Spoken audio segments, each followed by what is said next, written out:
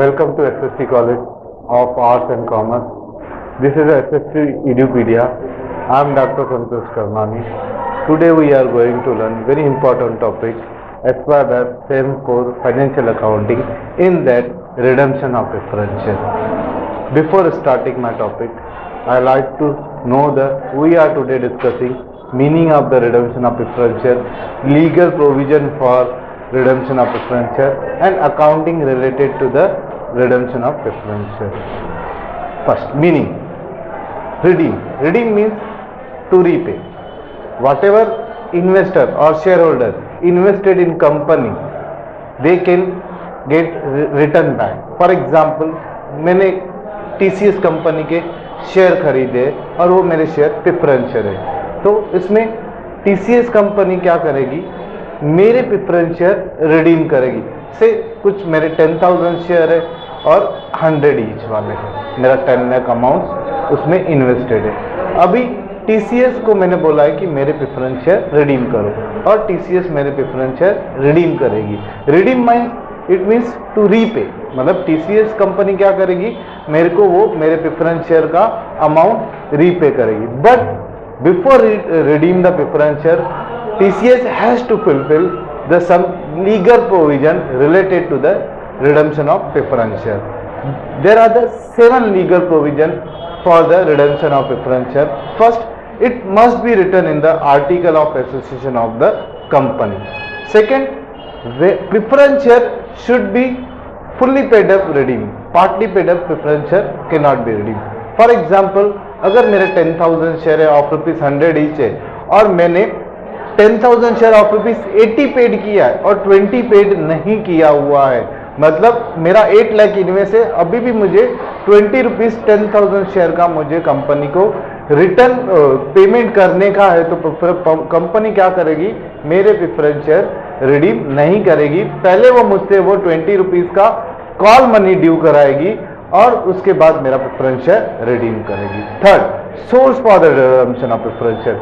Company के पास कौन सा सोर्स है, या पूरा आउट ऑफ रिन्यूएबल रिजर्व से करेगी, या नए शेयर फ्रेश इशू करके करेगी, या पार्टली आधा रिजर्व में से करेगी, आधा फ्रेश इशू में से करेगी। अभी preference share can be redeem at par at premium but never at discount. For example, अगर मैंने कंपनी में ₹100 इन्वेस्ट किया है तो कंपनी मुझे ₹100 ही रिटर्न करेगी।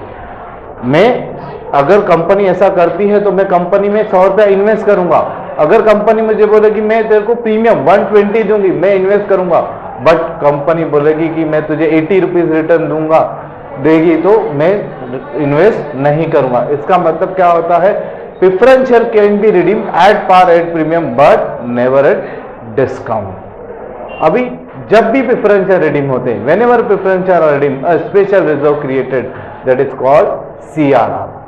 When preference are redeemed at premium, premium should be arranged out of free reserve, for example profit and loss or general reserve. Proceeds of fresh issue. अभी proceeds of fresh issue में क्या include रहता है, equity share include रहेगा, but debenture, equity share preference share दोनों include रहते हैं, but debenture और इन्वेस्टमेंट नहीं होते। तो मतलब ये 7 कंडीशन अगर कंपनी फुलफिल करेगी तो प्रेफरेंस शेयर रिडीम कर सकती है। Now accounting entries.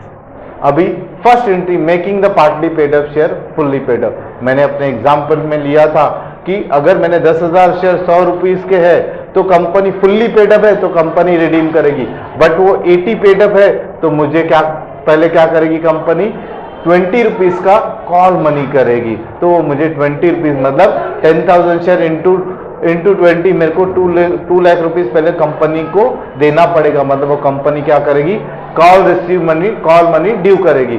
तो उसकी 2 एंट्रीज होती है, first call money due, second call money received. First call money due share second and final call account debit to preference share capital, be call money due. ये first entry है call money due की। Then due के बाद company क्या करेगी, call received करेगी।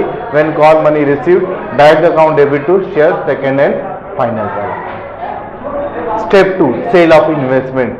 Company क्या करेगी, अगर कंपनी को रिक्वायरमेंट है कि मुझे पेमेंट पैसे नहीं है तो कंपनी क्या करेगी, अपनी ओल्ड इन्वेस्टमेंट सोल्ड करेगी। तो इन्वेस्टमेंट सोल्ड की एंट्री क्या होती है, bank account debit, profit and loss account debit to investment to profit and loss. अभी जैसे आपको मालूम है, अगर इसमें देखो दोनों प्रॉफिट और लॉस दोनों लिखा हुआ है, अगर कंपनी को प्रॉफिट होगा तो प्रॉफिट क्रेडिट होता है, अगर कंपनी को लॉस होगा तो लॉस क्या होगा, डेबिट होगा। आपको नॉमिनल का रूल मालूम है, debit all the losses and credit all the income. Third entry fresh issue of share. अभी हमने प्रोविजन में किया था company fully out of reserve भी कर सकती है, fully out of fresh issue भी कर सकती है। उसके लिए कंपनी को क्या करना पड़ेगा, फ्रेश इश्यू शेयर करना पड़ेगा। तो उसकी एंट्री क्या होती है, अभी ये इक्विटी शेयर भी हो सकते हैं या प्रेफरेंस शेयर भी हो सकते हैं। इसकी एंट्री क्या है, bank account debit to share capital. अभी अगर शेयर प्रीमियम पे इश्यू किए, मतलब 100 के शेयर 120 में इश्यू किए, उसका मतलब है जो प्रीमियम रहेगा 20 रुपया रहेगा, वो हमको शेयर प्रीमियम अकाउंट में क्रेडिट करना पड़ेगा। अगर 100 के शेयर 90 में इश्यू किए है, 10 रुपीज डिस्काउंट है, तो उस डिस्काउंट को मुझे क्या करना पड़ेगा, डेबिट करना पड़ेगा, discount on issue of share. Creation of CRR, fourth step आपका क्या है, क्रिएशन ऑफ सीआरआर। हमने प्रोविजन में किया था, when ever preference redeem special reserve created is called CRR. अभी सीआरआर क्या होता है, रिजर्व होता है। कंपनी को कैपिटल इनटेक करने के लिए सीआरआर क्रिएट करना पड़ता है। अभी सीआरआर क्रिएट क्यों करते हैं, अगर मैं रिडीम करूंगा तो मेरा बैलेंस शीट का वर्थ कम हो जाएगा, पैसे मेरे कम हो जाएंगे।